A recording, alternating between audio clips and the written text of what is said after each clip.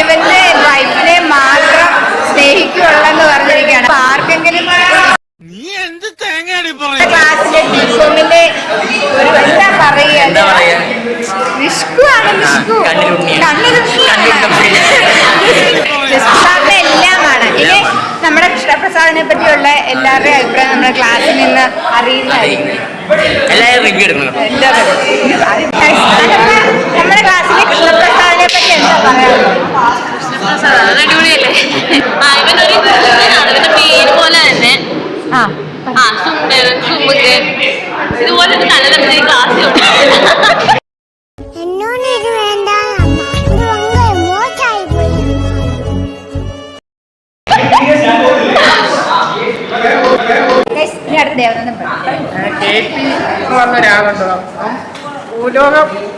ഇനി തോന്നിയാസം പറഞ്ഞു നടന്നാലുണ്ടല്ലോ നാട്ടിലടിച്ചാൻ സൂപ്പാക്കും.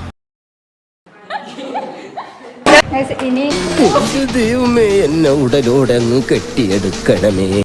ജോൺസ് പറയും പ്രസാദിനെ പറ്റി. ജോൺസ് പറ, 2 വാക്കുകൾ, ഏതായാലും 2 വാക്കുകൾ മാത്രം നമ്മുടെ പ്രസാദിനെ പറ്റി പറയുക. ശുഭം. അവൻ നമ്മുടെ സ്ഥാനാർത്ഥിയാണ്. നല്ലവനാണ്. വളരെ നല്ല മനസ്സുള്ളവനായിരുന്നു നല്ലവൻ.